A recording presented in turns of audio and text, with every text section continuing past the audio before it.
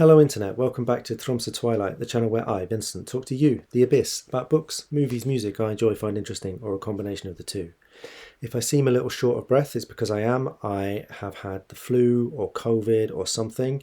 I'm just getting over it. This is a pure coincidence because I was already planning to discuss this book, Devil in a Coma, by Mark Lanegan, which is his account of being seriously ill with the COVID-19 virus during the global pandemic. I'm going to talk a little bit about Lanegan and who he is, also what he means to me briefly. Then I'll discuss the book, and at the end I want to talk about some other books this made me think about, which are memoirs of illness.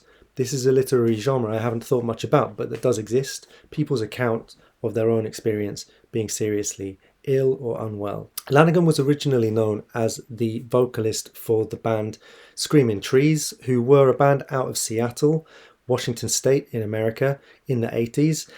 They were at the beginning of what became known as the grunge wave. They were an influence on Kurt Cobain of Nirvana, and Lanegan became friends with Kurt Cobain. He was also friends with Lane Staley, who was the vocalist of Alice in Chains, and both these men died young. Lanegan, despite himself having serious drug and addiction problems, lived significantly longer than them and has expressed some survivor's guilt around this. Outside of his work with Screaming Trees, Lanegan wrote books, but he also made a lot of music. He made an enormous number of solo albums. He worked with Isabel Campbell. He worked with Queens of the Stone Age, and he made this album, Blues Funeral, which came out in 2012, which is a very important album for me personally. It came out around the time I moved to Norway. I listened to it a lot. It's very nostalgic for me. It's a really beautiful kind of combination of rock music with synthesizers, programmed drums, and Lanegan has this incredible soulful voice. As a man, he was very troubled. By his own account in his autobiography, he was very violent during his time with Screaming Trees. There are accounts of him getting into fights with fans and people in the audience, throwing bottles at people. He had a feud with Liam Gallagher. He was quite belligerent in a way that is surprising when you hear how beautiful and soulful and melancholy and pretty his music can be. But it is certainly connected to a very troubled upbringing. He had an extremely abusive mother. He injured himself very seriously in a farming accident as a teenager. And he generally seems to have had real trouble liking himself to any extent during large amounts of his life. And I think if you read about Kurt Cobain's childhood and Lanegan's childhood, I think you can see why these two men were friends. I'm pretty sure that rural Washington in the 70s and 80s was not an easy place to grow up, and both of them seem to have had very dysfunctional family dynamics. So let's talk about this book, Devil in a Coma. Around 2019, Lanegan moved to Ireland, which is where his ancestors, his family were originally from, and he moved to, I believe, a rural village together with his wife and was ready to live a quiet life, work on music. But then the pandemic happened. He was hit with the COVID-19 virus, and he was hit very hard with it and put into a medical coma. When he came around, he was in a hospital room together with many other people who seemed to be in very bad shape, most of them older than him. He describes in the book a sort of limbo existence where day and night slide into one another. He can't sleep at night. Painkillers hardly work. They can't find veins because of his long-term heroin use to take blood samples. The doctors come and go, and his dreams blend together with his waking life, and he's flooded with memories of his past, most of which appear to him to be shameful and sad. He dreams of being abused by his mother, and he feels angry that he can't even die without being subjected to her abuse. The book is written in fragments of prose and poetry with some typographical kind of visual interventions on the pages, which make me think that it's essentially one long Word document that he was working on while he was sitting in his hospital bed. It's hard to read for someone who appreciates Lanegan and his artistic and musical endeavours when he describes his life in terms like this. When I would think about the multitude of dead and broken romances, lies, dishonest promises and false hopes of past situations and relationships, my ruthlessness, thieving and using, missed opportunities and heartache would nearly make me choke back tears. And I might have cried had self-pity been in my playbook, but I was acutely aware that I had asked for this and had it coming like every other painful event in my life. He seems to see his death coming towards him, and he writes a short poem called Miss Me, which in its entirety reads, "Do you think that you might miss me? Slowly goes the night, afraid that you might miss me, afraid that you could love and lose, so slowly turns the clock." A lot of the book flits between these descriptions of his life in the hospital, his almost belligerent insistence that he wants to go home, even though he clearly isn't in any shape to do so, and his enormous sense of shame and self-hatred mixed with acceptance that this is the life that he led and that it now seems to be coming to an end. But he's somewhat upset because he always thought his death would be more dramatic, like a car accident or a barroom fight, not some slow decline in a hospital bed. He writes, "At times I've struggled to love life, and when a huge flock of blackbirds roll across the sky, I wish I could go with them." It's somewhat horrifying to read that he lost all interest in music when he had COVID. He was deaf for a period of time, but even when he got his hearing back, he said that music, which had always been his support, his crutch through life, just held no interest for him, and he couldn't imagine ever singing again. Having said that, I had a year where I read very little and generally couldn't focus, and I had COVID twice that year, so I think this is maybe part of the kind of cognitive and emotional effects of the virus. And in fact, while I was reading the book, I was thinking to myself, it's really terrible that Lanegan lived into his 50s and yet never managed to really come to terms with who he was so soaked in shame for the life that he had lived, even in his late days.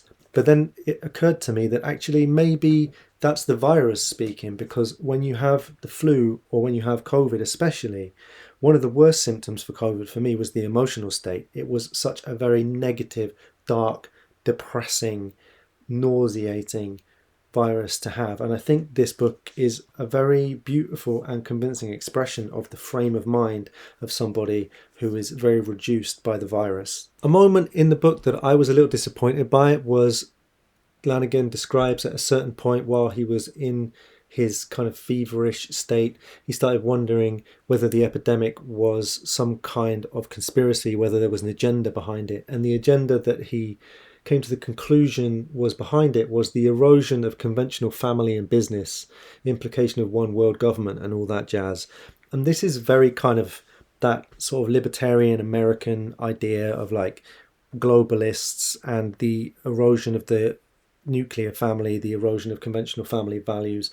I'm like, Lanegan, erosion of conventional family values, you spent your entire life getting fucked up on drugs and drink and fighting with people. Why are you talking about family values and conventional business?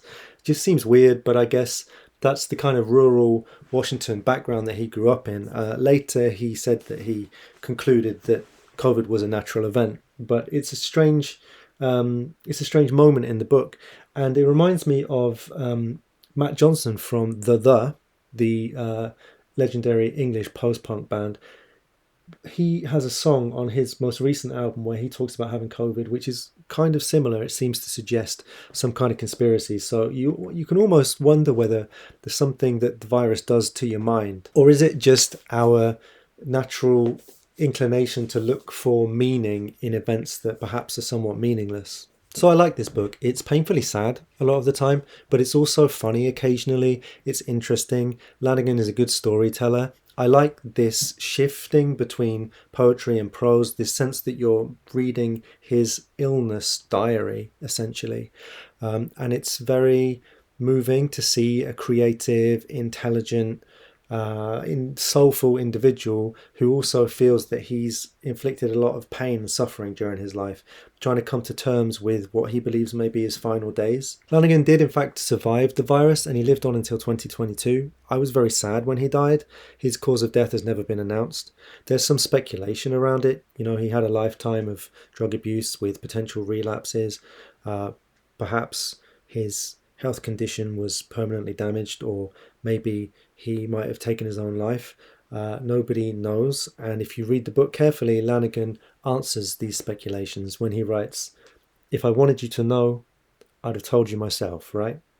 Rumor, innuendo, shit talking and gossip are for the motherfucking birds. even though I've been guilty of such on rare occasion.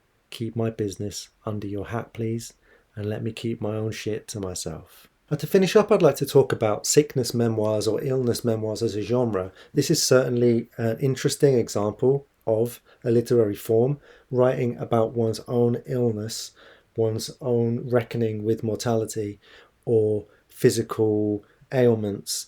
And I was thinking this is a form that I haven't read very often, but often when I have read these books, they've been pretty interesting. So the first one that came to mind, I don't actually have a copy of that anymore, but was he called Jean-Baptiste Bauby? A French guy who got locked-in syndrome, ended up completely paralyzed, but dictated a memoir by blinking one eye to a nurse who organized the alphabet such that the letters that were most commonly used in French came first, and she would read the letters and he would blink when she got to the right one. And he dictated an entire book, both describing his condition and also, similarly to Lanegan, describing also memories that came back to him as he was lying in his hospital bed. This book, you may know, it's called The Diving Bell and the Butterfly, which was adapted into a film that was visually very beautiful, but that I think lost something of the spirit of the book. And the book, I think, is worth reading. Another book that made a big impact on me and that actually was partially responsible for my changing career to becoming a psychologist was The Shaking Woman, or A History of My Nerves by Siri Hustvedt.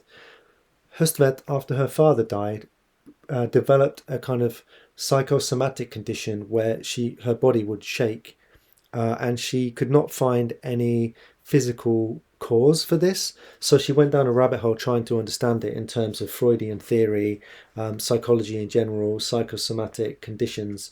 And this book is a really interesting combination of like phenomenology, history of psychoanalysis, and memoir.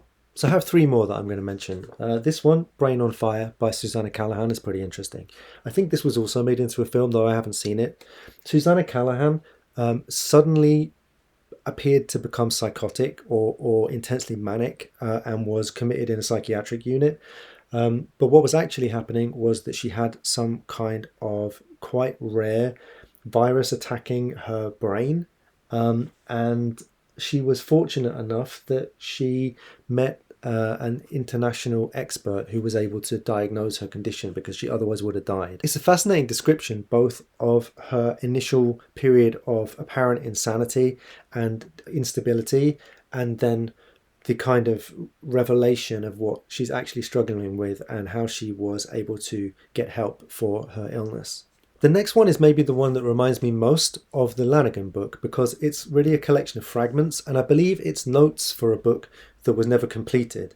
It's by a French writer who is more or less forgotten, Alphonse Daudet, and it's translated by the English novelist Julian Barnes. I picked it up in a bookshop in London years ago, and it's always struck with me.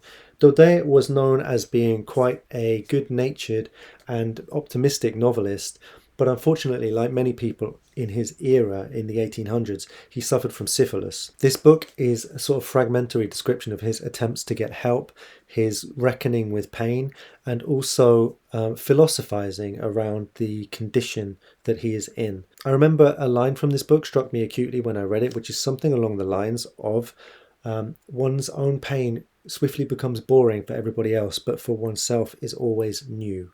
And an incredible title, In the Land of Pain. If you ever see this around, pick it up. It's a short read, but really striking and memorable. The last one that I'm going to talk about is Coda by Simon Gray.